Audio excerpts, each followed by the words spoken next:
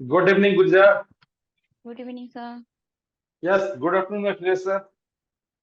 Good afternoon sir. Sir शुरू करें? हाँ Yes, अखिलेश sir. सर, शुरू कर सकते हैं। आपका लास्ट क्लास जी हुआ था, हम लोग फंडामेंटल राइट ही पढ़ रहे थे। जी जी 28 जनवरी को आपका हुआ था लास्ट। जी फंडामेंटल राइट भाग 3, 4 डायरेक्टिव प्रिंसिपल की भी बात चल रही थी, आर्टिकल 36 टू आर्टिकल 51। और जी इसी बीच में एक दिन हम लोगों ने ग्रुप डिस्कशन भी किया था जी प्रियम्बल पे। तो प्रियम्बल का भी इन लोगों ने आपस में डिस्कस किया था। तो ठीक है, आप जी उसको आगे बढ़ाएं। बताइए हम लोगों को कॉन्स्टिट्यूशन पे, पॉलिटिक्स पे जी। पार्ट 5। तो जी जी मैंने इसका इंट्रोडक्शन एक तरीके से दे ही दिया था, फिर से रिवाइज कर दे रहा हूँ कि आर्टिकल 3 पार्ट 3 और पार्ट 4 में, यानी मूल अधिकार, फंडामेंटल राइट्स और डायरेक्टिव प्रिंसिपल, इन दोनों में अंतर ये है कि एक तरफ जहाँ मूल अधिकार जो है लागू कराए जा सकते हैं न्यायालयों द्वारा, यानी वो सरकार के ऊपर एक बाध्यता है कि सरकार उसे लागू करेगी ही करेगी। उसको अगर सरकार नहीं लागू करती है तो ऐसी स्थिति में कोई भी व्यक्ति न्यायालय में जा सकता है। लेकिन डायरेक्टिव प्रिंसिपल केवल एक सरकार के ऊपर कर्तव्य निर्धारित किया गया है कि आप जो है ये सारे कार्य कीजिए, लोक कल्याणकारी राज्य की स्थापना के लिए ये सारे कार्य कीजिए, और वो कार्य सरकार अपनी क्षमता अनुसार करती है। और जाहिर सी बात है कि अगर सरकार को नए जनता के सामने हर 5 साल में जो है फेस करना पड़ता है, जनता का वोट लेना होता है, और जनता का अगर समर्थन चाहिए तो सरकारें ऐसे कार्य करती हैं जिससे जो है लोक कल्याण की अभिवृद्धि हो, देश के नागरिकों का कल्याण हो, जो भी अच्छा उनके साथ हो सके, उनका जीवन स्तर बेहतर हो। इन सब चीजों के लिए नीति निर्देशक सिद्धांतों में बहुत सारी बातें बताई गई हैं, और इन्हीं बातों को आज हम डिस्कस करेंगे। तो मैंने पहले बता दिया था कि ये नीति निर्देशक सिद्धांत आयरलैंड के संविधान से लिए गए हैं। कई बार क्वेश्चन इस तरीके से पूछता है, हालांकि बहुत कॉमन क्वेश्चन हो चुका है सिविल सर्विसेज के लिए, जो है कोई ये क्वेश्चन नहीं माना जाए, क्योंकि बहुत ही कॉमन क्वेश्चन है, इतना सबको जानना ही चाहिए। आयरलैंड के संविधान से,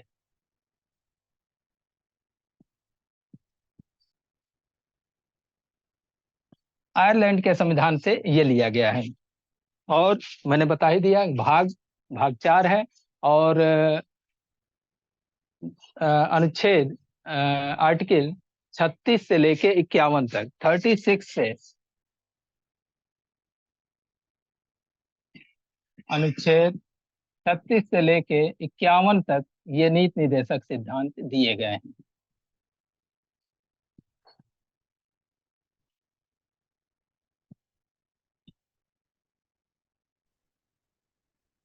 नीति निर्देशक सिद्धांत भाग 4, 36 से लेके 51 तक कहाँ से लिया गया है? आयरलैंड के संविधान से। अनुच्छेद 36 में यह कहा गया है कि भाग 4 में भी राज्य शब्द की वही परिभाषा होगी जो भाग 3 में है। तो भाग 3 में अगर आप जाते हैं तो भाग 3 में राज्य शब्द की परिभाषा कहाँ दी गई है? अनुच्छेद 12 में। अनुच्छेद 12 में क्या कहा गया है कि राज्य शब्द के अंतर्गत, यानी जहां जहां राज्य लिखा है, इन दोनों भागों में, भाग 3 में यानी मूल अधिकारों वाला भाग, और भाग 4 में यानी नीति निर्देशक सिद्धांत डायरेक्टिव प्रिंसिपल वाला भाग, इन दोनों भागों में जहां जहां राज्य लिखा गया है उसका अर्थ क्या लगाया जाएगा? तो उसका अर्थ ये होगा कि वो एक 4 वो बताया गया है। भाग अनुच्छेद 12 में अगर आप देखेंगे तो उसमें ये बताया गया है कि संसद, केंद्र सरकार और उसकी संसद, ठीक है। फिर राज्य सरकार और राज्य के विधानमंडल। तीसरा, सभी स्थानीय प्राधिकारी। स्थानीय प्राधिकारी में लोकल बोर्ड्स आ जाते हैं, नगर पालिका, नगर निगम, ग्राम पंचायतें, ये सब जो है स्थानीय प्राधिकारी में आ जाएंगे। और अन्य प्राधिकारी, अन्य प्राधिकारी में बहुत सारे इंस्टीट्यूशंस ऐसे हैं जो, जैसे यूनिवर्सिटी है, ठीक है, तो यूनिवर्सिटी भी जो है राज्य शब्द में आ जाएगी।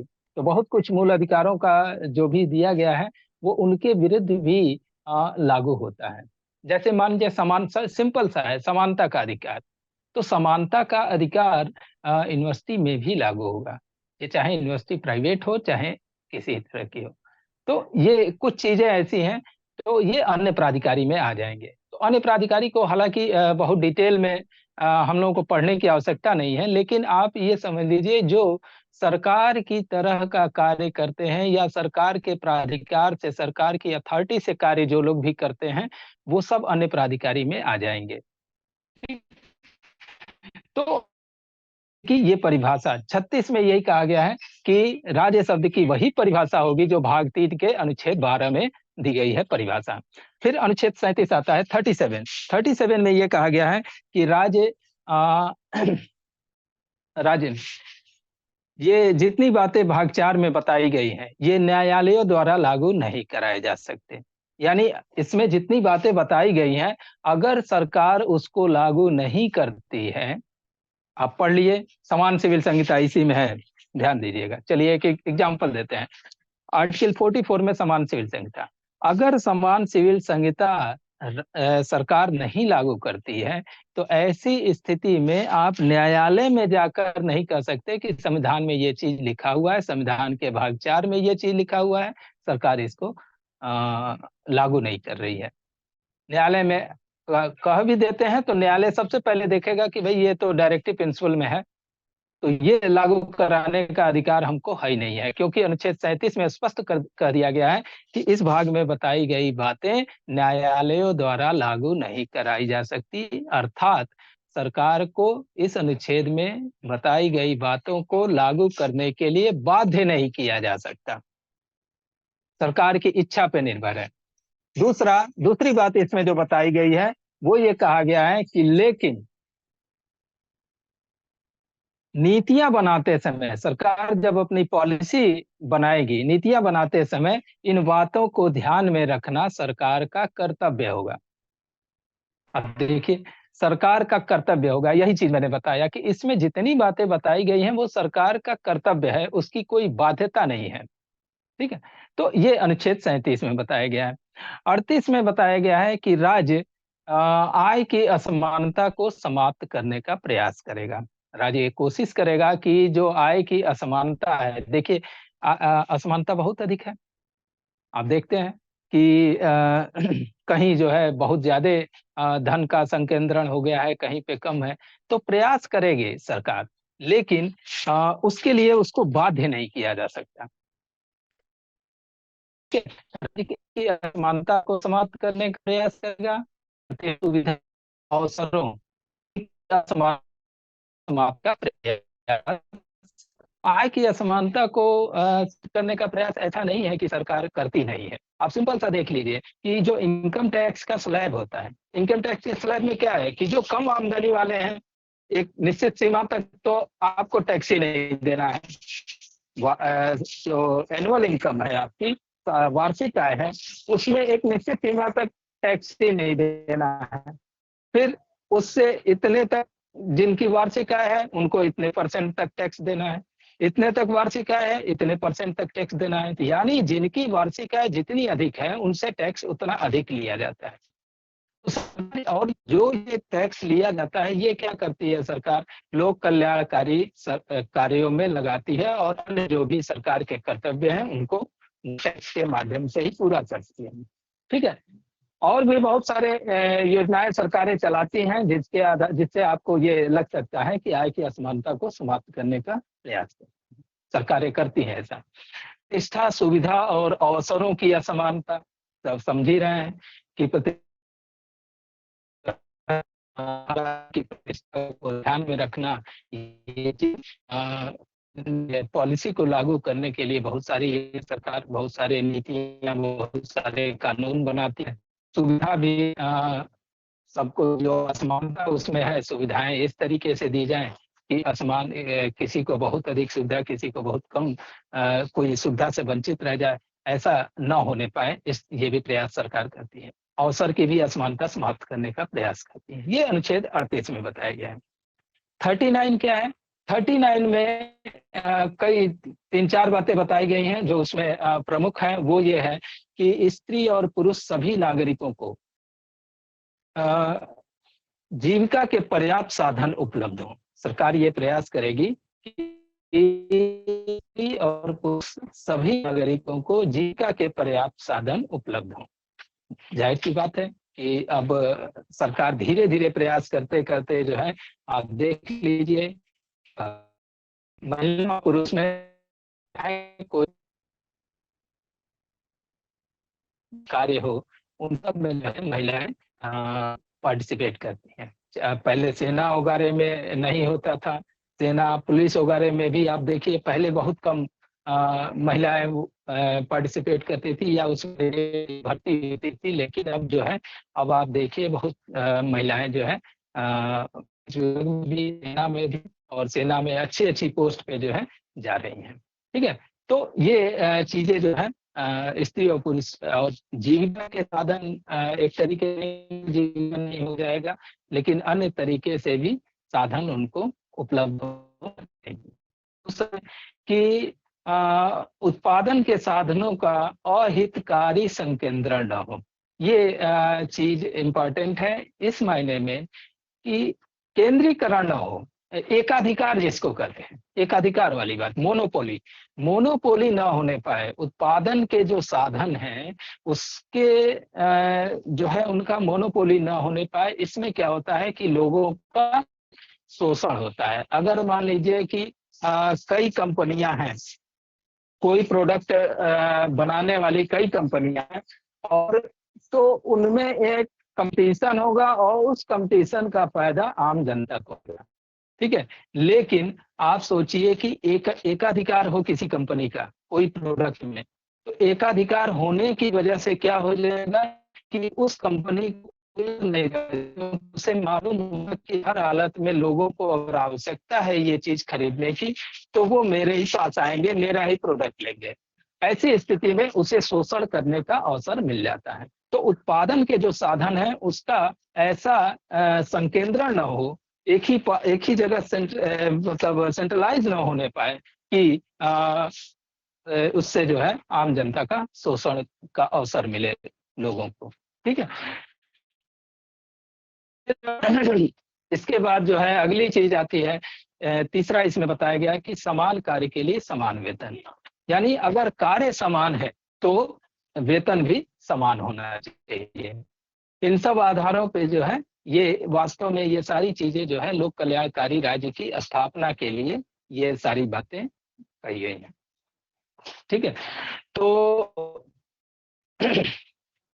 इसमें एक चीज ध्यान दीजिएगा कि बहुत सारी चीजें ऐसी हैं इस नीति निर्देशक सिद्धांतों में जिनको सरकार लागू कर चुकी है, या तो कानून बना के या अन्य तरीकों से उसने जो है लागू कर दिया है उसको। अभी क्रमशः जैसे जैसे हम लोग आगे आते हैं तो हम लोग देखेंगे कि ये चीजें जो है बहुत कुछ लागू कर दिया गया है, बहुत कुछ में विवाद है जिस वजह से अभी तक लागू नहीं हो पाया है। लेकिन सरकार का प्रयास है कि जितनी जल्दी हो सके इन सब नीति निर्देशक सिद्धांतों में जो भी बातें बताई गई हैं उन सबको लागू कर दिया है। तो अनुच्छेद 39 की मैं 39 की मैं चर्चा कर रहा था, तो ये 3 बातें उसमें प्रमुख हैं जिसको इसमें बताया गया है।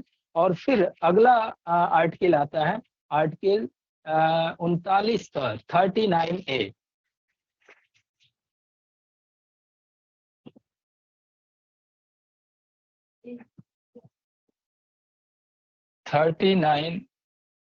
ए कहिए या हिंदी में लिखेंगे तो 39 क लिखेंगे और इंग्लिश में लिखेंगे तो 39A। ये 42वें संविधान संशोधन द्वारा ये जोड़ा गया। पहले ये मूल संविधान में नहीं था। इसके ये अनुच्छेद को अगर आप देखेंगे तो इसी से स्पष्ट हो जाता है कि ये जो है बाद में जहां भी इस तरीके से आए एक नया अनुच्छेद डैश करके क या डैश करके ए लिखा रहे, इसका मतलब आप समझ जाइए कि वो किसी संशोधन द्वारा जोड़ा गया है। आप देखिए कि इसके बाद जो भाग आएगा, भाग 4 में ये हम लोग पढ़ रहे हैं नीति निर्देशक सिद्धांत।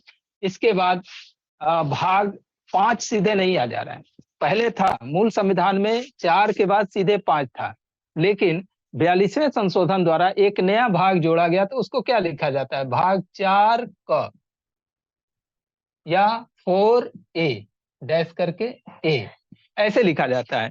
तो वो मूल कर्तव्य जोड़ा गया, उस पर हम लोग आएंगे, उस पर चर्चा करेंगे। तो ये 42वें संविधान संशोधन द्वारा, 42वें संविधान संशोधन 1976 द्वारा ये चीज जोड़ी गई। और है क्या इसमें? समान न्याय और निःशुल्क विधिक सहायता।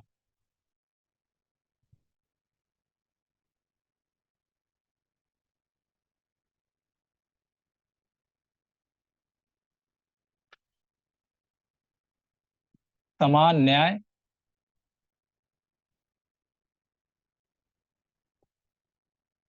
और निःशुल्क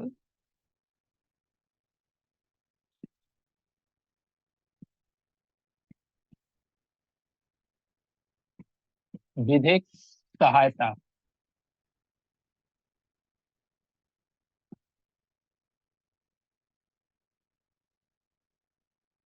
अगर कोई चीज क्लियर ना हो तो बोल दीजिएगा, क्योंकि थोड़ा सा बगल में कुछ कंस्ट्रक्शन वर्क चल रहा है, इस वजह से डिस्टर्ब हो रहा होगा आवाज। हैं? तो समान न्याय और निःशुल्क विधिक सहायता क्या है? समान न्याय आप समझ ही रहे हैं, सबके लिए न्याय के समान अवसर उपलब्ध हो। निःशुल्क विधिक सहायता, निःशुल्क विधिक सहायता का मतलब यह है कि बहुत से लोग ऐसे हैं जो आर्थिक कारणों से या अन्य किसी भी कारण से, अगर वो वकील की फीस या न्यायालय के जो भी खर्च हैं वो वहन करने में असमर्थ हैं, तो ऐसी स्थिति में सरकार की ओर से ये बात करें, एडवोकेट की एडवोकेट मदद कराया जाता है। और ये है तो नीति सिद्धांतों में, सरकार की बाध्यता नहीं है, लेकिन सरकार ने कोर्ट ने भी इसको जो है निःशुल्क विधिक सहायता को उसने क्या कर दिया है, अनुच्छेद 21 के आर्टिकल 21 के तहत कि निष्ठा, देखिए है ये इसमें, लेकिन सुप्रीम कोर्ट ने अपने निर्णय में अनुच्छेद 21 के तहत इसे मूल अधिकार बना दिया है। यानी हर हालत में उस व्यक्ति को जिसके पास वकील रखने का खर्च नहीं है या अन्य किसी कारण से, अन्य जो भी कारण हो सकते हैं, अन्य किसी कारण से उस व्यक्ति को असमर्थ या अन्य खर्चे वहन करने में दी जाएगी। सुप्रीम कोर्ट ने यहां तक कहा है कि अगर इसका पालन नहीं किया गया और भले डिसीजन फाइनली डिसीजन दे दिया, पूरे डिसीजन को सुप्रीम कोर्ट क्वेश कर देगा अगर सिर्फ ये बताया जाए कि इस प्रक्रिया का पालन नहीं किया गया। सुप्रीम कोर्ट ने कहा है कि जब आपके सामने 2 व्यक्ति आते हैं और एक व्यक्ति के साथ उसका वकील एडवोकेट खड़ा है और दूसरे व्यक्ति के पास नहीं है, तो जज का पहला कार्य होगा कि उससे पूछेगा कि तुम्हारा वकील कहाँ है, पहले ये पूछेगा। अगर वो खुद कहता है कि नहीं साहब हम अपनी पैरवी खुद करेंगे, तब तो कोई बात नहीं। लेकिन अगर वो कहता है कि साहब मेरे पास पैसा नहीं है या इस फलाने कारण से, इस कारण से हम वकील नहीं कर सकते हैं, तो कोर्ट सबसे पहला काम यही करेगा कि एक आदेश जारी करेगा प्रशासन को कि इस व्यक्ति के लिए एक जो है वकील की व्यवस्था पहले कराई जाए। उसके लिए भी जब वकील खड़ा हो जाएगा तो प्रक्रिया बढ़ेगी। और इस चीज के लिए कई जगह जो है, ज्यादातर जगह ये हुआ है कि खुद वकीलों ने ही जो है अपना एनजीओ स्थापित करके और उसमें अपना रजिस्टर्ड करा लिया है, अपना नाम दे दिया है कि अगर कोई ऐसा व्यक्ति आता है जिसे विधिक सहायता की आवश्यकता है, एक अधिवक्ता की आवश्यकता है, एक एडवोकेट की आवश्यकता है, तो हम में से किसी एक को आप जो है सूचित कर सकते हैं, हम उसकी ओर से अपना वकालत करेंगे। तो ये निःशुल्क विधिक सहायता ये एक तरीके से लागू ही हो गया है, इसे सुप्रीम कोर्ट ने मूल अधिकार बना दिया है अनुच्छेद 21 के तहत। ठीक है। फिर इसके बाद आता है ये मैंने बता ही दिया कि 42 संशोधन 1976 द्वारा इसमें जोड़ा गया। 40 क्या है? ग्राम पंचायतों का संगठन, बहुत बार पूछ चुका है।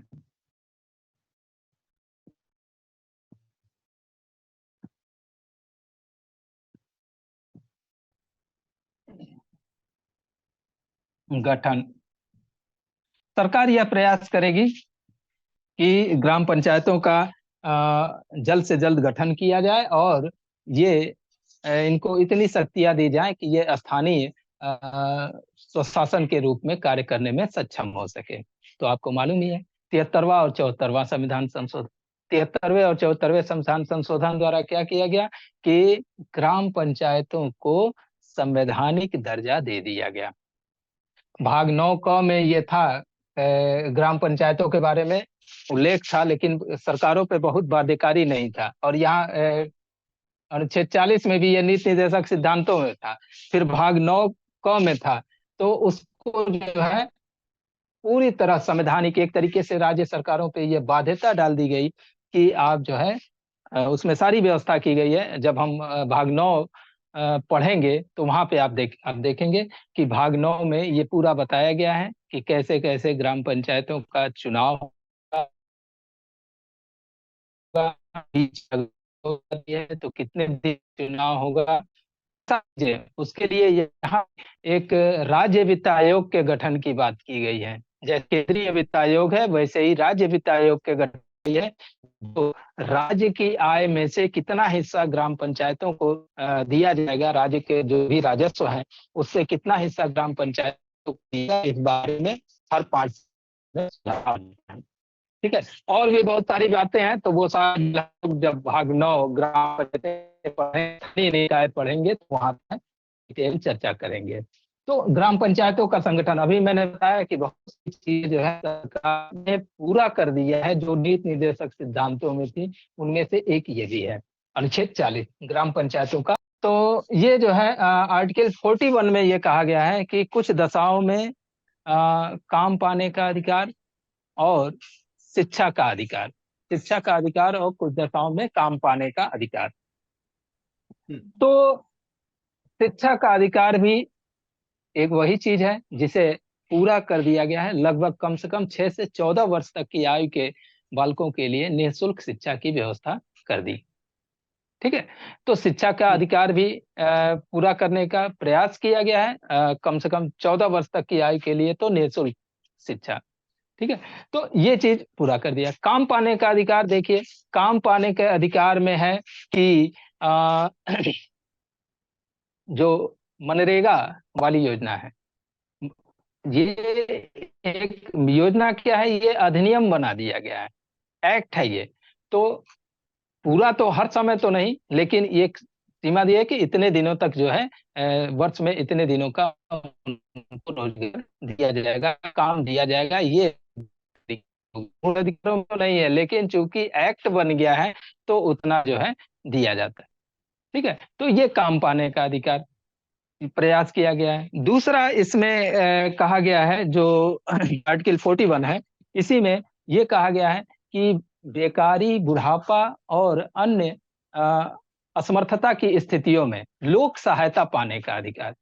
तो आप देखते हैं बेकारी मतलब बेरोजगार जो हैं, कई बार कुछ राज्य सरकारें बेरोजगारी भत्ता और इस तरीके का कार्य करती हैं, तो वो सब क्या है, बेकारी की दशा में लोक सहायता दी जाती है। बुढ़ापे में आप देखिए वृद्धा पेंशन,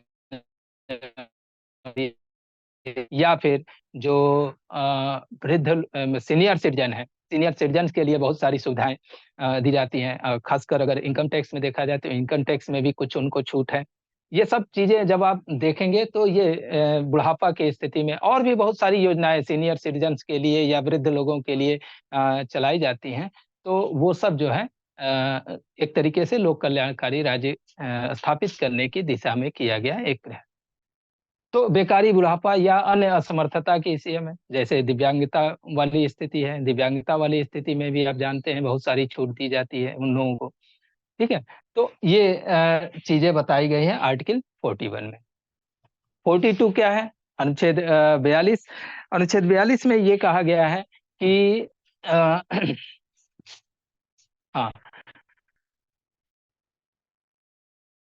काम न्यायसंगत और न्यायसंगत दशाएं स्थापित करने का प्रयास करेगी सरकार।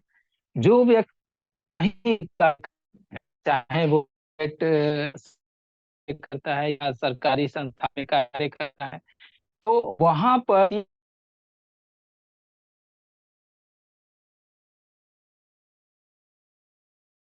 फैक्ट्री में कोई काम कर रहा है, पूरा गंदा संदा और ऐसी जगह पे उसको काम पे लगा दिया गया है। बेरोजगारी अधिक है कि व्यवस्था में गरीबी है, व्यवस्था में जो है लोग कहीं भी काम करने को तैयार हो जाएंगे। तो कार्य की जो दशा कार्य कर रहा है वो जो है मानवोचित होनी चाहिए, मानव के गरिमा के अनुकूल होनी चाहिए, और दूसरी चीज कि न्याय संगत होनी चाहिए। इसी में आ जाता है कि आप देखिए जो सर पे मैला ढोने वाले या फिर आप देखेंगे कि गटर में अंदर घुस के जो कार्य करने वाले लोग हैं, इन सब का भी जो है आलोचना होती है और सरकार प्रयास कर रही है कि इस तरीके की कार्य जो है न करना पड़े लोगों को, क्योंकि ये मानव गरिमा के विरुद्ध है। इसके अलावा आप पश्चिम बंगाल में खासकर कोलकाता में देखेंगे कि जो बहुत पहले वो रिक्शे की तरह का वो पैदल लेके चलते थे लोग, तो वो माना गया कि वो जो है मनुष्य के स्वास्थ्य और इन सब चीजों के कारण है और उसकी गरिमा के भी विरुद्ध है, इसलिए जो है उसको एक तरीके से पूरी तरह से वहां से समाप्त कर दिया गया है। अब वो इतिहास की विषय वस्तु रह गई है कि जो है वहां से ये हटा दिया गया। अब साइकिल रिक्शा या ऑटो या इस तरीके से जो भी चीजें चले, लेकिन वो पैदल लेके जो रिक्शा खींचते थे ठेला की तरह, वो चीजें जो है अब वहां बंद कर दिया गया है। तो ये आ गया आर्टिकल 42 में। इसके बाद आर्टिकल 43 में ये कहा गया है कि काम निर्वाह मजदूरी, यानी व्यक्ति को जो काम जाए उससे कम से कम निर्वाह मजदूरी तो उसको मिलनी ही चाहिए। और ये निर्वाह मजदूरी समय के हिसाब से बदलती रहेगी, क्योंकि समय के हिसाब से क्या होता है कि महंगाई और ये सारी चीजें, जितने पैसे में आज से 20 साल 30 साल पहले कोई व्यक्ति जीवन निर्वाह कर सकता था, आज आप कल्पना नहीं कर सकते कि उतने ही पैसे में कैसे वो निर्वाह करेगा। तो समय समय पर जो न्यूनतम मजदूरी की बात सरकार जो है कानून बना के करती रहती है, तो वो जो है वही आ जाएगा काम निर्वाह मजदूरी में। यानी किसी भी व्यक्ति को इतनी मजदूरी, इतना वेतन अवश्य मिले जिससे उसका निर्वाह सामान्य रूप से हो सके। ठीक है, कि ये काम निर्वाह मजदूरी। फिर इसी में बताया गया है कि अवकाश का संपूर्ण उपभोग, यानी सामान्य रूप से किसी भी व्यक्ति को संडे एक अवकाश अवश्य मिलता है, हफ्ते में एक दिन का अवकाश अवश्य मिलता है। अन्य जो खासकर सेंट्रल गवर्नमेंट में 2 दिन का मिलता है, तो वो वहाँ की अलग परिस्थिति है, उस पर हमको नहीं जाना है। लेकिन अवकाश जो मिल रहा है उस अवकाश का वो संपूर्ण उपभोग कर सके। वास्तव में अवकाश उसको इसीलिए दिया जाता है कि एक हफ्ते लगातार काम करने के बाद थोड़ा सा उसके लिए रिलैक्स होना जरूरी रहता है। ठीक है, ये किसी भी व्यक्ति के लिए। उसके अलावा बहुत सारे कार्य ऐसे होते हैं जो बाकी दिन का कार्य करने के कारण वो जो है दिन भर उस कार्य में व्यस्त रहने के कारण बहुत सारे घर के कार्य, घरेलू कार्य वो नहीं कर पाता है। तो एक दिन जब अवकाश मिलता है तो उसका, लेकिन तो कार्य का संपूर्ण हो मतलब क्या हुआ? मतलब ये हुआ कि ऐसा ना हो कि उस दिन अवकाश है तो कुछ ऐसा उसको वर्क दे दीजिए कि अच्छा ठीक है इस दिन अवकाश है, घर पे आप ये ले जाके करिएगा। अब पता चला कि वो ठीक है उस दिन केवल ऑफिस नहीं गया, लेकिन सारा वर्क जो है वो ले जाके और घर पे जो है सारा काम उसको दिन भर करना पड़ता है, तो वो अवकाश का उपभोग नहीं कर। अंतर बस इतना ही रहा कि वो ऑफिस नहीं गया, काम तो उसको घर पर भी बैठ के करना ही।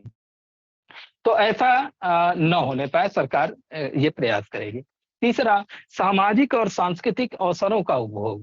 सामाजिक और सांस्कृतिक अवसर में छुट्टियां दी जाती हैं, बहुत सारी छुट्टियां, जो भी सामाजिक त्योहार विशेष रूप से आते हैं, या और अन्य चीज जैसे किसी के यहाँ शादी विवाह या इस तरीके का है तो उसके लिए भी छुट्टी का प्रावधान है कि साल में आप जो है छुट्टी ले सकते हैं जो कि उसके अलावा तो उन सब का उपयोग कुछ विशेष परिस्थितियां आ जाती हैं शादी विवाह या अन्य जो भी चीजें हैं तो ऐसे अवसरों पे वो उसका उपभोग पूरा कर सके जो भी अगर त्योहार है तो उस त्योहार का पूरा उपभोग कर सके ये प्रयास सरकार करेगी। और चौथी बात इसमें बताई गई है इसी में बता दिया गया है कि गाँव में कुटीर उद्योगों के प्रोत्साहन को सरकार कुटीर उद्योगों को सरकार प्रोत्साहित करेगी। ये सरकार का एक प्रयास रहना चाहिए कि जो भी कुटीर उद्योग हैं कुटीर उद्योग मतलब जो एक गांव में विशेष रूप से आप देखेंगे कि कुछ विशेष जो ग्रामीण स्तर पर ही वो हो सकते हैं या एक परिवार या कुछ परिवार मिल के जो है वो कार्य करते हैं तो सरकार ये प्रयास करेगी कि वो जो उद्योग हैं उससे क्या होता है कि पलायन शहरों की ओर जनता का नहीं होता और जो कृषि कार्य अगर कोई कर रहा है तो कृषि कार्य के साथ एक रोजगार वो भी रहता है। बहुत लोग के पास कृषि नहीं रहता सिर्फ वही रोजगार रहता है तो ये कुटीर उद्योग स्थापित और उसको उसके लिए जो है जो भी सरकार दे सके वो देती है। ठीक है तो इसके बाद आ जाते 43 डिस्कस किया ना 43A एक और अनुच्छेद जो है 42वें संशोधन जोड़ा गया वो है 43 क 43A।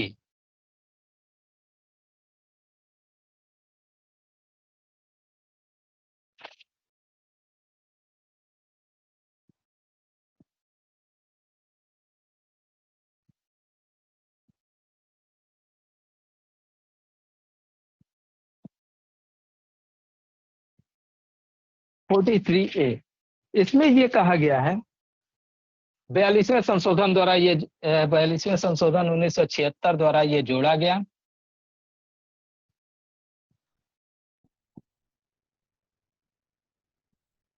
उन्नीस सौ छिहत्तर 42वें संशोधन 1900 संविधान संशोधन होना चाहिए 60 में लिखे 42वें संविधान संशोधन 1976 द्वारा ये एक और अनुच्छेद जोड़ा गया 43 और 44 के बीच में एक और अनुच्छेद जोड़ा गया 43A और इसमें कहा गया है कि उद्योगों के प्रबंध में कर्मकार भी भाग लें इसका प्रयास भी सरकार तो प्रबंध में मान लीजिए कोई तो मजदूर उसके मैनेजमेंट में भाग लेंगे ऐसा तो संभव है नहीं तो इसलिए मजदूर संघ जो होते हैं मतलब ये है कि उनका प्रतिनिधित्व तो उसमें रहे तो जो भी उनके प्रतिनिधि होते हैं जो भी अपना चेयरमैन अध्यक्ष जो चुने हो मजदूर संगठन तो वो जो है यहाँ उनमें जो है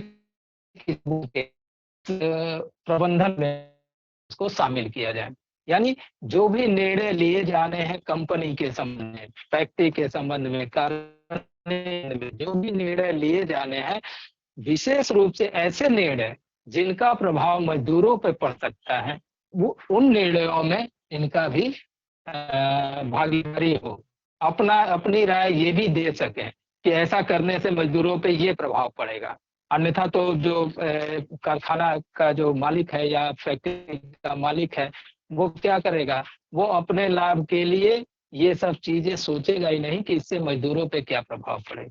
सामान्य रूप से आप देख लीजिए अगर मान लीजिए कि उसको उत्पादन बढ़ाना है वो कह दे कि नहीं नहीं अब इनके जो कारखाने में जो वर्क की टाइमिंग होगी वो जो है 12 घंटे होगी तो 12 घंटे वर्क करना ये उचित तो है नहीं किसी भी मजदूर के लिए। ये चीजें जो है और ऐसी स्थिति में अगर जो इनका प्रतिनिधि है वहां पे तो वो तुरंत वही विरोध करेगा। ठीक तो उद्योगों के बंद में कर्मकार भी भाग ले यह सुनिश्चित करेगी सरकार 42वें संशोधन 1976 द्वारा ये जोड़ा गया।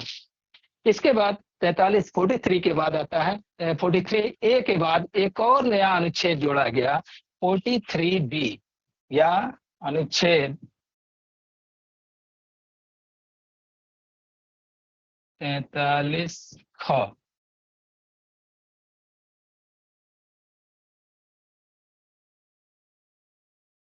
43B, ये एक और अनुच्छेद, ये 97वें संशोधन 2011 द्वारा जोड़ा गया है।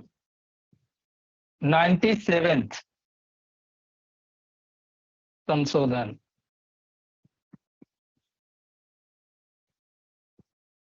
2011 द्वारा ये जोड़ा गया है। ठीक है, इसमें कहा गया है कि सहकारिता को प्रोत्साहित करेगी, सहकारी समितियों को के स्थापना को सरकार प्रोत्साहित करेगी। एक सहकारी समितियों की स्थापना को सरकार प्रोत्साहित करेगी। सहकारी समितियां, सहकारिता क्या है? सहकारिता ये है, जैसे आप सिंपल सा एक उदाहरण लीजिए, जो अमूल है, अमूल जो कंपनी आप देखते हैं, वास्तव में इसकी शुरुआत तो ये मैं बता रहा था कि आर्टिकल 43A, आर्टिकल अनुच्छेद 43 का तो मैंने बता दिया कि यह 42वें संशोधन द्वारा जोड़ा गया। ठीक है, इसमें क्या बताया गया कि जो कर्मकारों का उद्योग के प्रबंध में भाग लेना। एक और अनुच्छेद जोड़ा गया है, ये तो 42वें संशोधन द्वारा।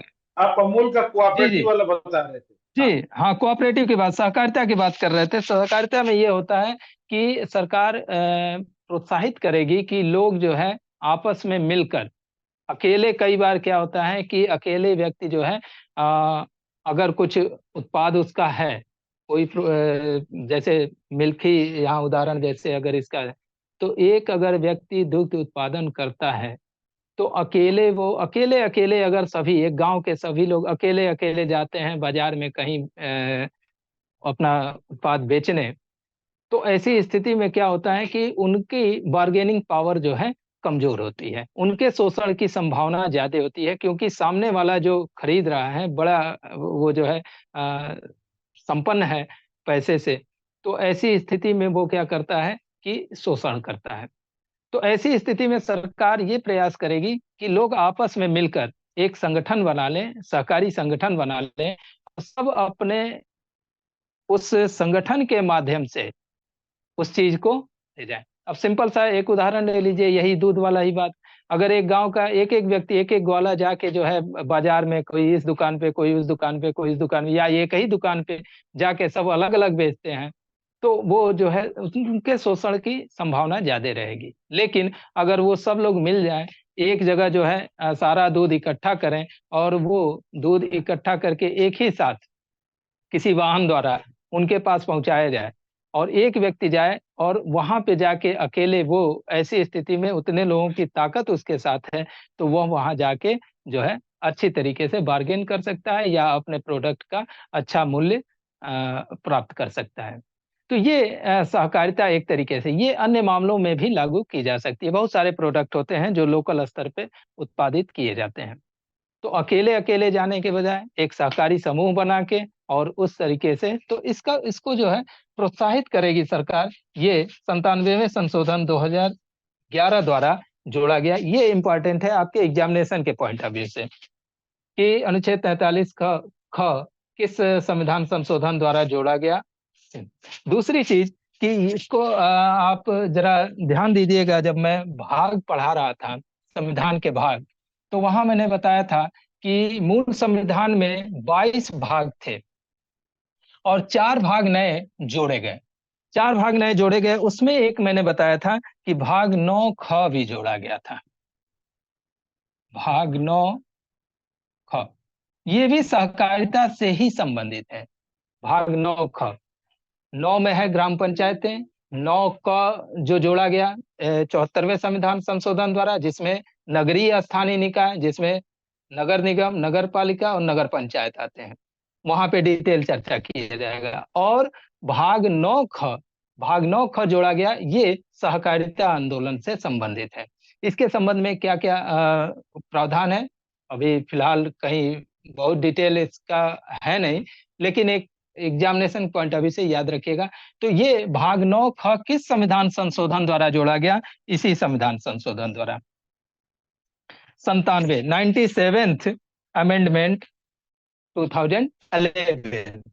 ये ईयर याद रखिएगा क्या वो क्रम है, कौन सा संशोधन है, ये याद रखिएगा। और भाग 9 ख में सहकारिता, भाग 9 ख आर्टिकल 43 बी या अनुच्छेद 43 ख, ठीक है, 97 में संविधान संशोधन द्वारा जोड़ा गया। इसके बाद आता है आर्टिकल 44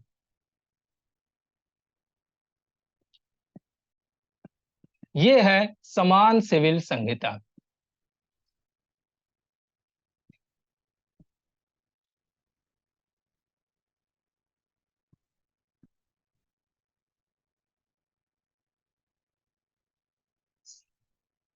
समान सिविल संहिता या इसी को समान नागरिक संहिता भी कहा जाता है, इंग्लिश में कॉमन सिविल कोड।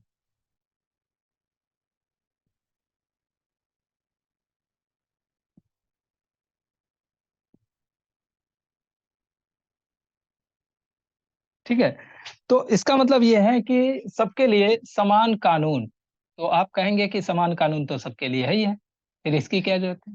तो ये, और क्यों ये विवाद में रहता है अक्सर, CW से कॉमन कॉमन सिविल कोड या समान नागरिक संहिता, अक्सर इस पे विवाद होता रहता है।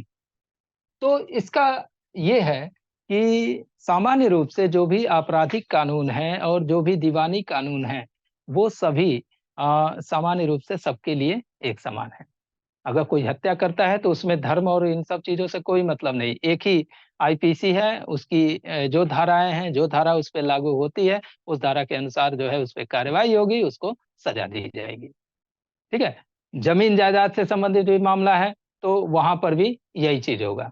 जो भी कानून है दीवानी मामले से संबंधित, उस आधार पे जो है उस पे कार्रवाई होगी, मुकदमा चलेगा, और जो भी उस पे निर्णय देना होगा वो निर्णय या सजा या जुर्माना जो भी चीज निर्धारित किया जाए वो उसके अनुसार किया जाएगा। लेकिन कई मामले ऐसे होते हैं जहां पर खासकर पारिवारिक मामले, वहां धर्म के मामलों में अलग अलग धर्मों में अलग अलग चीजें हैं।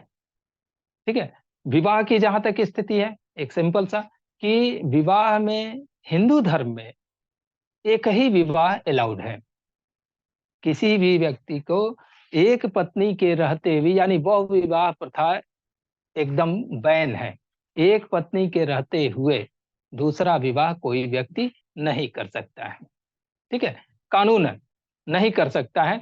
ये अगर ऐसा करता है, आप कहेंगे कि कुछ लोगों का उदाहरण दे सकते हैं, हमारी भी जानकारी में है कि दूसरा विवाह लोग मान लीजिए कर लिए एक पत्नी के रहते हुए, तो उसमें क्या है कि न्यायालय अब ढूंढेगा नहीं कि कौन कौन दो विवाह किया, कौन कौन दो, इस तरीके से तो ढूंढेगा नहीं। लेकिन जो दूसरा विवाह उसने किया है, उस तो पहले विवाह का कोई भी पक्षकार, चाहे पति या पत्नी, पहले विवाह का कोई भी पक्षकार अगर न्यायालय में जाता है, न्यायालय में जाता है, तो ऐसी स्थिति में न्यायालय जो दूसरे विवाह को अवैध मानेगा। ठीक है, दूसरे विवाह को न्यायालय अवैध मानेगा, जो पहला विवाह है वो। और पहला विवाह मतलब ये है कि दो कई चीजों से जो है वो विवाह समाप्त माना जाएगा। एक, अगर मान लीजिए कि मृत्यु हो गई है किसी पक्षकार की, तो फिर दूसरा विवाह करने के लिए कानून यही है कि एक पक्षकार के रहते हुए, या मान लीजिए पत्नी, एक पत्नी के रहते हुए आप दूसरा विवाह नहीं कर सकते। अगर मृत्यु हो गई है पत्नी की, ऐसी स्थिति में विवाह कर सकते हैं। अगर डिवोर्स हो गया है, तलाक हो गया है, तो ऐसी स्थिति में दूसरा विवाह कर सकते हैं। ये हिंदू धर्म। लेकिन मुस्लिम धर्म में ये है कि वो 4 विवाह कर सकते हैं। ठीक है, अलाउड है उनके यहाँ, उसमें कहीं कोई आपत्ति नहीं है, और चारों जो है वैलिड माने जाएंगे, 1 या 2 या 3 या 4। सामान्य रूप से ऐसा होता नहीं है। आप बहुत सारे परिवारों में, मैक्सिमम परिवारों में आप यही देखेंगे कि वहां भी जो है एक ही विवाह लोग करते हैं। तो ये मतलब कानूनी उनके धर्म के अनुसार वो अलाउड है, ये चीज कहने का। तो इसके कारण जो है कई बार जो अंतर्धार्मिक विवाह होते हैं, उन सब चीजों में कई बार जो है विवाद उत्पन्न हो जाता है। न्यायालय को बहुत ही वैसी परिस्थितियों का सामना करना पड़ता है निर्णय लेने में। तो इसलिए जो है न्यायालय ने कई बार सावानों वाले केस में कई बार जो है सरकार को ये निर्देशित किया है कि आप जल्द से जल्द समान सिविल संहिता लागू करने का प्रयास लागू कीजिए। अब ये सरकार के ऊपर है कि कब वो इसको लागू करती है। तो देखिए, न्यायालय खुद नहीं इसको जो है बाध्य कर सकता है सरकार पर कि नहीं कीजिए ही कीजिए, लेकिन वो सरकार से कह सकता है, निर्देश एक दे सकता है कि आप प्रयास कीजिए कि जल्द से जल्द जो है समान सिविल संहिता लागू हो, लेकिन अभी तक ये लागू नहीं हो पाया है। ठीक है, इसके बाद आर्टिकल 45 आता है। आर्टिकल 45 ये भी एक अनुच्छेद ऐसा है जिसे सरकार ने पूरा कर दिया है। इसमें वर्तमान समय में जो लिखा है वो ये लिखा है कि 6 वर्ष से कम आयु के बालकों की देखभाल और उनकी निःशुल्क शिक्षा की व्यवस्था सरकार करेगी। 6 वर्ष से कम आयु के बालकों की, ये ध्यान दीजिएगा, आर्टिकल 45 में लिखा है 6 वर्ष से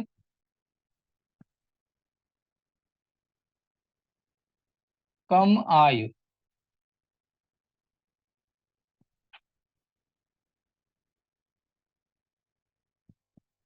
बालकों या शिशुओं जो भी हैं, 6 वर्ष से कम आयु के बालकों का उल्लेख यहाँ पर किया गया है। लेकिन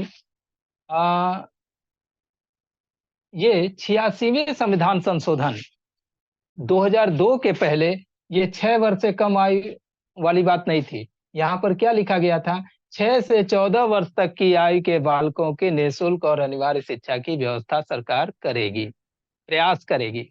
ठीक है, तो 6 से 14 वर्ष तक की आयु के बालकों की चर्चा यहाँ अनुच्छेद 45 में की गई थी। कब?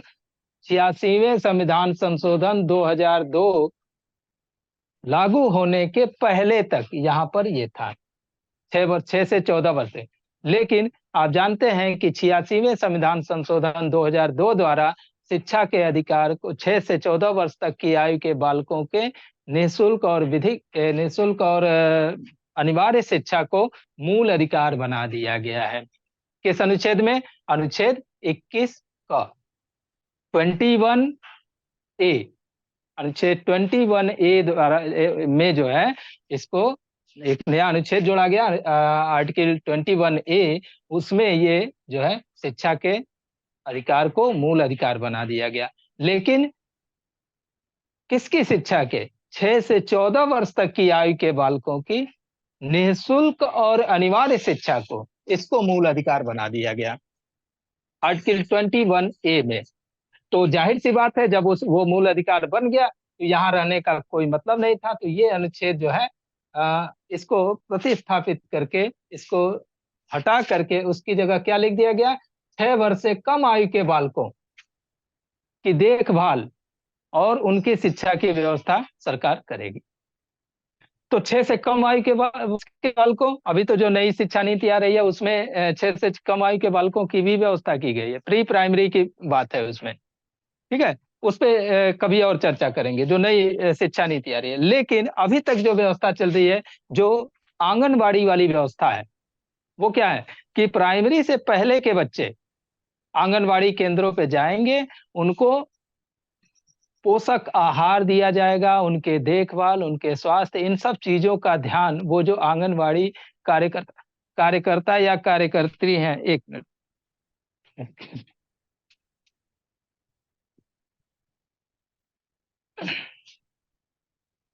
कार्यकर्ता या कार्यकर्ती जो भी है, कार्यकर्ती ही होती हैं, तो वो क्या करेंगे कि उन शिशुओं के देखभाल, आप देखेंगे कि बहुत सारे पौष्टिक आहार जो है वहाँ बच्चों में बांटे जाते हैं, उनको प्री प्राइमरी लेवल की थोड़ा बहुत शिक्षा वगैरह दी जाती है।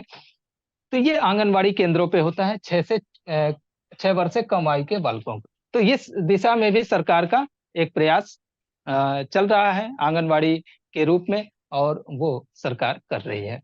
ये भी लोक कल्याणकारी कार्यों की दिशा में एक कार्य है। ठीक है, उसके बाद आर्टिकल 46 आता है। 46 में ये कहा गया है कि अनुसूचित जाति, अनुसूचित जनजाति और अन्य दुर्बल वर्गों के शिक्षा और उनके आर्थिक हितों को उसके मतलब अभिवृद्धि करने का, उसमें जो है आर्थिक हितों को साधने का प्रयास सरकार करेगी। ठीक है, और सामाजिक अन्याय और अन्य किसी प्रकार के शोषण से उनकी रक्षा करने का प्रयास करें। तो आप देखते हैं कि अनुसूचित जाति जनजाति के लिए बहुत सारी योजनाएं लागू की जाती हैं, अन्य दुर्बल वर्ग जो भी हैं उनके लिए भी जो है योजनाएं लागू की जाती हैं, जिसके कारण उनका जो है उनके प्रति सामाजिक अन्याय न होने पाए और उनका किसी भी प्रकार से शोषण न होने पाए। आर्टिकल 46। इसके बाद है आर्टिकल 47।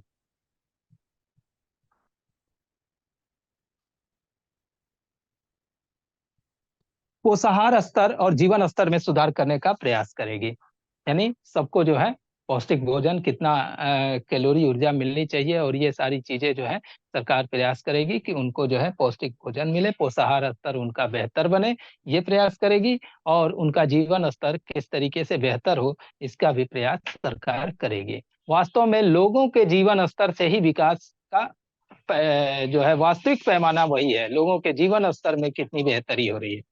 बाकी विकास जो दिखाई देता है चमक धमक, वो चीज नहीं होती है, वो सब भी जरूरी है, लेकिन उसके साथ अगर जीवन स्तर में कुछ परिवर्तन नहीं आ रहा है लोगों के, तो वो रियल विकास नहीं है। जो आधुनिक कॉन्सेप्ट है वो ये, आप कहीं भी देखिए जो भी विकसित देश हैं वहाँ सिर्फ बाकी चमक धमक के अलावा वहाँ के लोगों का जीवन स्तर देखिए।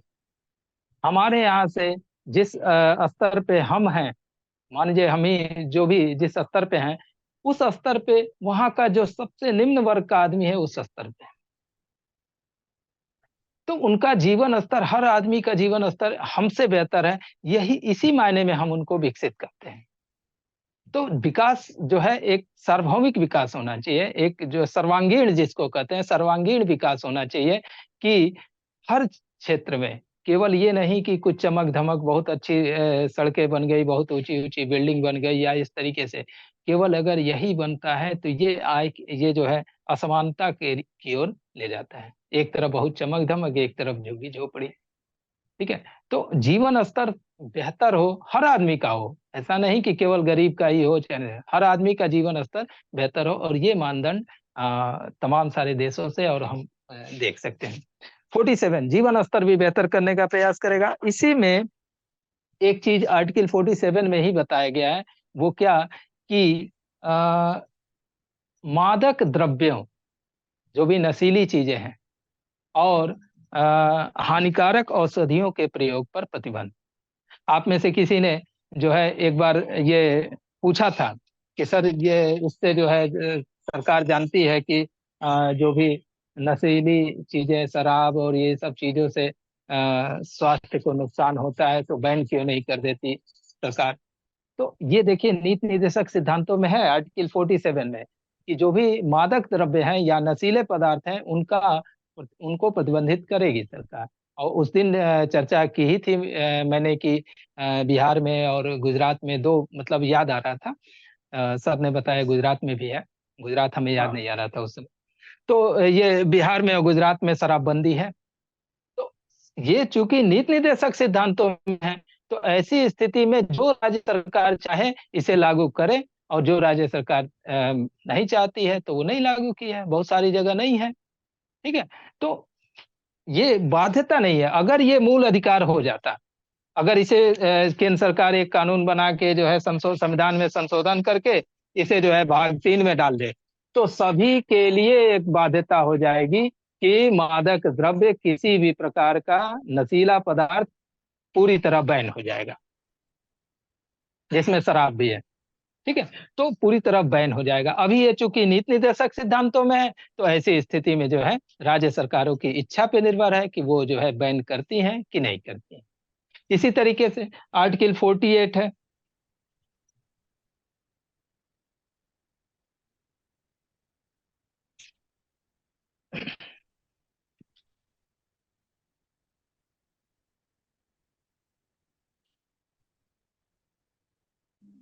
आर्टिकल 48, आर्टिकल 48 में कहा गया है कि सरकार यह प्रयास करेगी कि कृषि का वैज्ञानिक ढंग से संगठन हो, यानी कृषि में जो भी तरीके अपनाए जाते हैं कृषि कार्य के लिए, उनका सबका जो है लोग वैज्ञानिक तरीके से प्रयोग करें।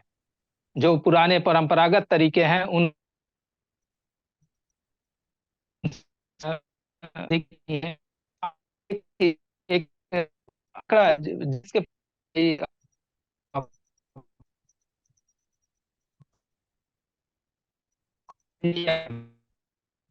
का मतलब जितनी भूमि जिसकी उसका कितने वॉइस डिस्टर्ब हो रहा है तो प्रतिशत प्लीज समझता।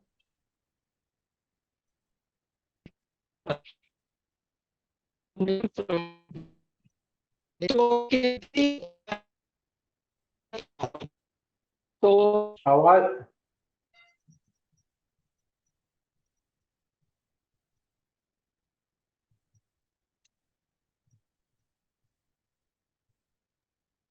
डिस्कनेक्ट हुआ है सर अभी। हाँ, वेट करते हैं, निकल। जी सर।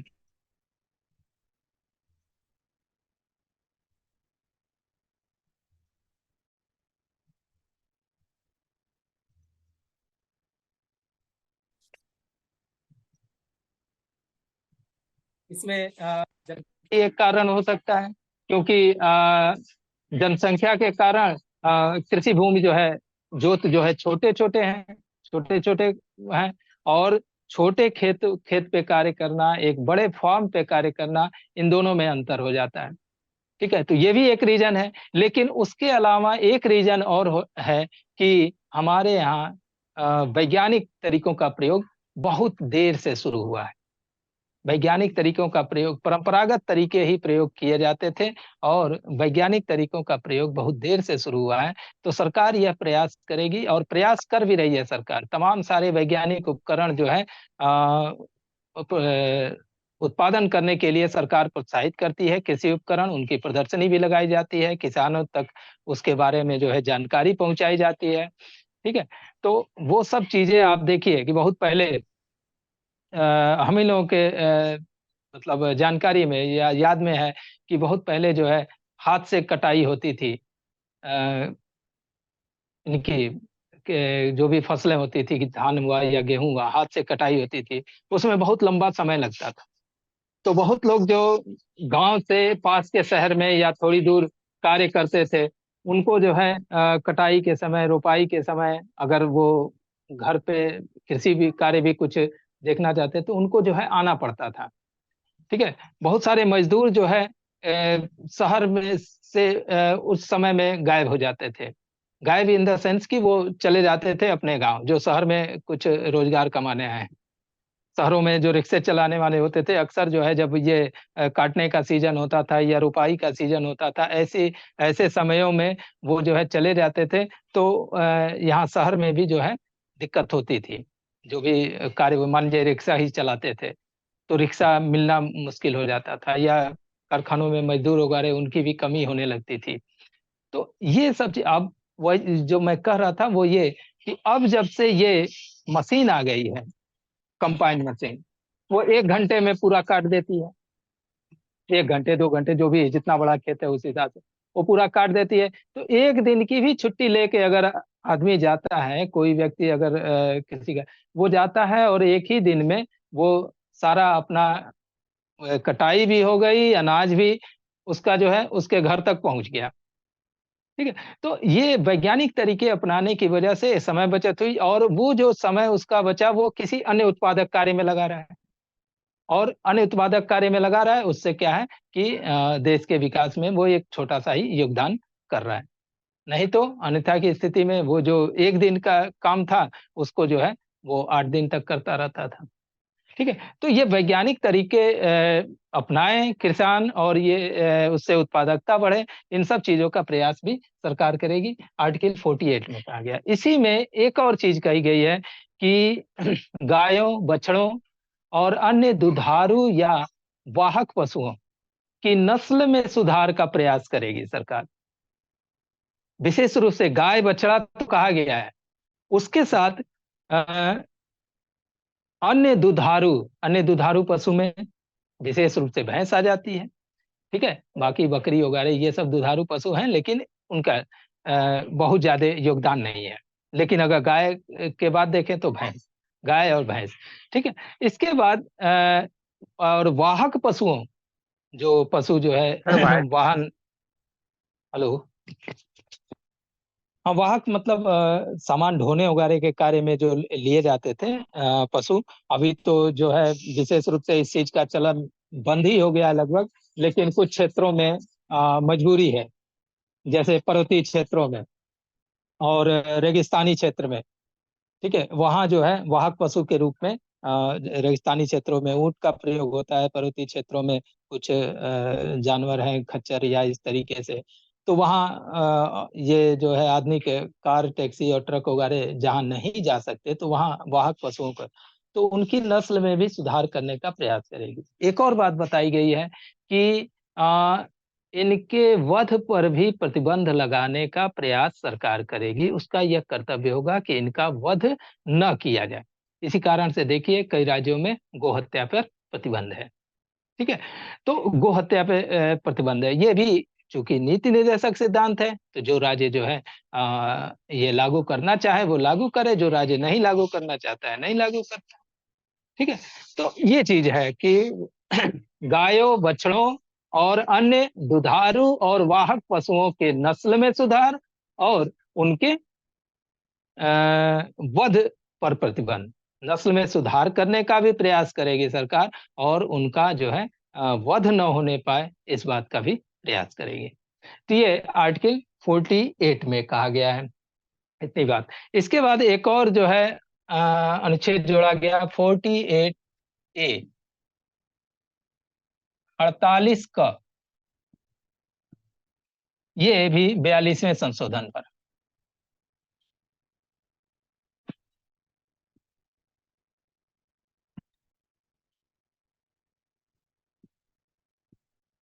बयालीसवें संशोधन 1976 द्वारा ये भी जोड़ा गया। यानी जब ये संशोधन हुआ था 42वां संविधान संशोधन, तो और भी बहुत सारी चीजें हैं। 42वें संशोधन को तो एक और चीज याद रखिएगा, जीएस का ही क्वेश्चन है कि किस संविधान संशोधन को लघु संविधान कहा जाता है, मिनी संविधान कहा जाता है। तो यही 42वें द्वारा इतना सारा कुछ किया गया था ना कि वो एक अलग से जो है संविधान। जैसे आप 42वें द्वारा ये 3 चीजें तो देख ही लीजिए, मूल कर्तव्य जोड़ा गया, ये देख ही लीजिए, प्रस्तावना में 3 शब्द जोड़े गए, सब 42वें संविधान संशोधन। और भी बहुत सारी चीजें आएंगी कि 42वें संविधान संशोधन 1976 द्वारा वो जोड़ा गया।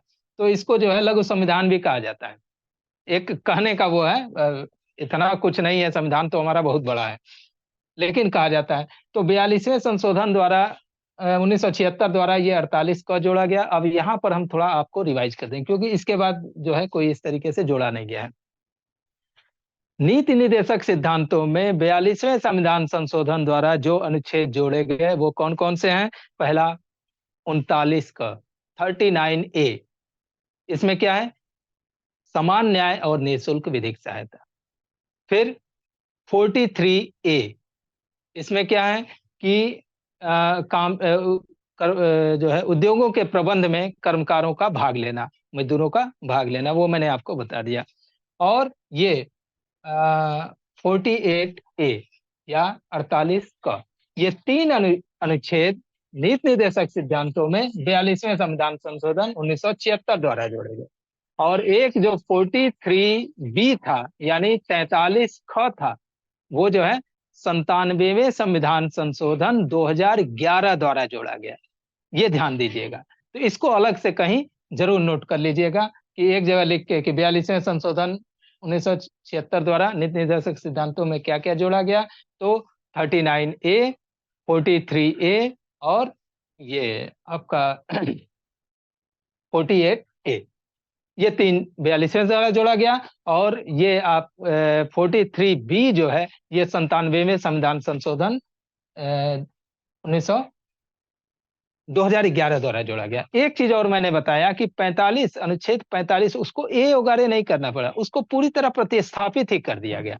ऐसा नहीं कि वो नया अनुच्छेद जोड़ना था, वहां पे जो चीज लिखी गई थी उसको पूरी तरह हटा के उसकी जगह दूसरी चीज लिख दी गई। इसलिए वहां 45A जैसी कोई चीज नहीं आ पाती है। जैसे मान लीजिए अगर यही 48 में जो चीजें लिखी गई हैं उसको पूरा तरह निश्चित कर दिया जाए और उसकी जगह दूसरी चीज प्रतिस्थापित कर जो है प्रतिस्थापित कर दिया जाए, सब्स्टिट्यूट कर दिया जाए, तो ऐसी स्थिति में क्या होगा कि यहाँ ए करने की या क करने की जरूरत नहीं पड़ेगी। वही चीज 45 में हुआ। पहले लिखा था 6 से 14 वर्ष, 6 से 14 वर्ष तक की आयु के बालकों को, अब इसको पूरा हटा के कर दिया गया है 6 से कम, 6 वर्ष से कम आयु, 6 वर्ष से कम आयु के बालक, ये किया गया है। ये जो है किस संशोधन द्वारा किया गया? वही जिसके द्वारा जो है शिक्षा के अधिकार को मूल अधिकार बनाया गया। और वो कौन सा संशोधन है? 86, 86वां संशोधन कब हुआ था? 2002। 86 अमेंडमेंट 2002, इसके द्वारा जो है अनुच्छेद 45 को पूरी तरह प्रतिस्थापित कर दिया गया। उसकी जगह एक नई चीज यहाँ पे डाल दी, जो पहली चीजें थी उसको हटा के उसकी जगह एक नई चीज यहाँ पर डाल दी गई।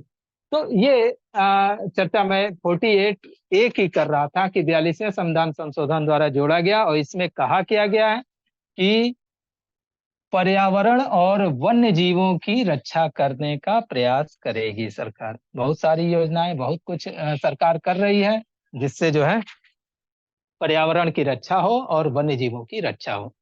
तमाम सारे आप देखिए जो राष्ट्रीय पार्क, नेशनल पार्क बनाए जाते हैं या वन्य जीव अभयारण्य बनाए जाते हैं, ये सब क्या है? ये सब जो है वन्य जीवों की रक्षा के लिए और पर्यावरण की वन भूमि जो है बढ़ाने के लिए जो है पेड़ लगाना और ये सारी चीजें, और ऐसी चीजों पे को धीरे धीरे प्रतिबंधित करने का प्रयास करना, या प्रतिबंधित करती भी है सरकार, जिसके द्वारा जो है पर्यावरण प्रदूषण हो रहा है। पर्यावरण प्रदूषण में सब आ जाएगा, जल प्रदूषण, भूमि प्रदूषण, वायु प्रदूषण, ये सारी चीजें। तो जिन जिन तरीकों से ध्वनि प्रदूषण, तो जिन जिन तरीकों से जो है पर्यावरण प्रदूषित हो रहा है, उनको जो है उन तरीकों को प्रतिबंधित करने का प्रयास सरकार करती है, जिस सीमा तक प्रतिबंधित किया जा सकता है। ठीक, तो ये पर्यावरण, वन्य जीव और पर्यावरण की सुरक्षा का प्रयास करेगी। 48A ये हो गया। इसके बाद है 49। 49 में क्या है?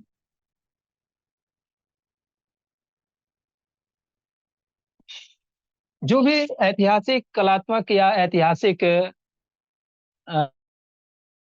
वस्तुएं हैं, स्थान हैं, उनका भी संरक्षण करेगी, सर्च करेगी। तो तमाम सारे आप देखते हैं ऐतिहासिक जो भी धरोहर हैं हम लोगों के, कोई किला है, कोई इस तरीके का पौराणिक या ऐतिहासिक मंदिर है, कोई अन्य धार्मिक स्थल ही है लेकिन उसकी ऐतिहासिक मान्यता है, तो उसका भी संरक्षण करने का प्रयास सरकार करती है। ठीक है, कोई वस्तु है तो तमाम सारे ऐतिहासिक वस्तु है, म्यूजियम है, म्यूजियम में वो सारी चीजें रखी गई रहती हैं, उनका जो है संरक्षण करने का प्रयास करती है। वैज्ञानिक तरीके भी अपनाए जाते हैं। तो स्थान भी है, तो उस स्थान का जो है जो भी ऐतिहासिक वैल्यू रहती है उस को संरक्षित रखने का, उसी रूप में रहे वो, ये प्रयास सरकार करती है। तो ये अनुच्छेद 49 में कहा गया है। इसके बाद आता है आर्टिकल 50, अनुच्छेद 50। न्यायपालिका का कार्यपालिका से पृथक्करण। न्यायपालिका और कार्यपालिका दोनों अलग अलग हों, ये प्रयास सरकार करेगी। सामान्य रूप से ये है, ठीक है, न्यायपालिका अलग है, कार्यपालिका अलग है, लेकिन आप कई जगह देखेंगे कि जो है न्यायपालिका और कार्यपालिका आपस में मिली हुई है। जैसे खासकर राजस्व मामले में देखिए, राजस्व मामले में आप देखेंगे कि जो तहसीलदार होते हैं, एसडीएम होते हैं, तहसीलदार होते हैं, या इवन डीएम भी, जो कलेक्टर के रूप में, जब जो जिलाधिकारी जो होता है, जो कलेक्टर के रूप में कार्य करता है, तो वो राजस्व अधिकारी होता है, और जिले का सर्वोच्च राजस्व अधिकारी वही होता है, तहसील का सर्वोच्च। और तहसील क्या करता है कि राजस्व एकत्र करना, राजस्व, और इनका एकत्र करना, प्रशासनिक कार्य भी इन्हीं को करना होता है कि जिला जो कलेक्टर हैं वो एसडीएम, तहसीलदार, नायब तहसीलदार, ये सब मिलके एक हायरार्की है, ये सब मिलके जो है राजस्व एकत्र भी करते हैं, उससे संबंधित जैसे जो भी प्रशासनिक कार्य कार्य हैं, यानी कार्यपालिका संबंधित कार्य वो करते भी हैं और उनसे संबंधित विवादों में निर्णय भी लेते हैं, उनसे संबंधित विवादों को सुनते भी हैं। आप देखेंगे कि राजस्व से संबंधित जिले स्तर पे सर्वोच्च न्यायालय कौन सा होता है? कलेक्टर का, ठीक है। तो राजस्व के मामलों में वो डिसीजन देते हैं, फिर उससे ऊपर कमिश्नरी होता है, फिर राजस्व परिषद तक जाता है। ये राजस्व संबंधित एक अलग हायरार्की चलती है न्यायालय में। तो इसमें जो व्यक्ति कार्यपालिका वाला कार्य कर रहा है वही फिर जो है न्यायपालिका वाला भी कार्य कर रहा है। तो सरकार ये प्रयास करेगी कि अलग-अलग सारा हो जाए, बाकी जगह तो अलग है। तो बहुत सारे अगर और भी कोई इस तरीके का हो जहाँ मतलब मेरी जानकारी में नहीं है, ना प्रशासनिक जानकारी नहीं है, तो हो सकता है कि इस तरीके से कहीं हो कि जो व्यक्ति कार्य कर रहा है उससे संबंधित कोई विवाद उत्पन्न होता है तो निर्णय देने का भी अधिकारी वही हो। तो अगर ऐसा कुछ है तो सरकार प्रयास करेगी कि सेम व्यक्ति जो कोई कार्य कर रहा है उससे संबंधित विवादों में निर्णय देने का अधिकार भी उसे ही ना हो। ठीक है? इसमें क्या होता है, पक्षपात की संभावना बनी रहती है। तो कार्यपालिका को न्यायपालिका से अलग करने का प्रयास सरकार करेगी, ये अनुच्छेद 50 में कहा गया है। इसके बाद अनुच्छेद 51 51 51 में 51 अंतर्राष्ट्रीय संबंधों से संबंधित है। इस पे क्वेश्चन पूछ चुका है।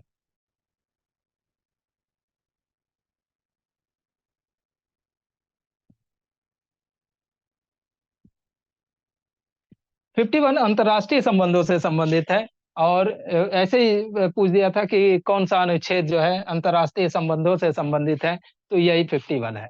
51 में क्या है कि सरकार का यह कर्तव्य है कि अंतर्राष्ट्रीय शांति और सुरक्षा बनाए रखे, वो प्रयास करे उस दिशा में कि अंतर्राष्ट्रीय शांति, जिससे अंतर्राष्ट्रीय शांति और सुरक्षा बनी रहे। दूसरा कि राज्यों के बीच सम्मानपूर्ण और न्यायपूर्ण संबंध बना रहे, यानी छोटा या बड़ा राज्य जो भी हो उनके बीच एक सम्मान बना रहे। ये नहीं कि कोई छोटा राज्य है तो उसके प्रति कम सम्मान हो जो बड़ा राज्य, सबको एक बराबर माना जाए और पर्याप्त सम्मान सबको दिया जाए। भारत में अगर अमेरिका के राष्ट्रपति आते हैं, मान लीजिए जो मुख्य अतिथि के रूप में गणतंत्र दिवस पे अमेरिका के राष्ट्रपति आते हैं तो उनको भी वही सम्मान दिया जाता है। अगर भूटान के राष्ट्रपति आते हैं, नेपाल के आते हैं तो उस भूटान के राजा आते हैं या नेपाल के आते हैं तो इस स्थिति में भी वही सम्मान दिया जाता है। तो अखिलेश सर, समय समाप्त होने वाला है, एक जी सेकेंड, सर। 1 मिनट है। तो जी अगले संडे भी हम लोग चलेंगे ना कोई, और ये जी नीति जी निर्देशक खत्म हो जाएगा क्या? हाँ, हाँ, ये लास्ट है, लास्ट है। इस पे यही चीज है।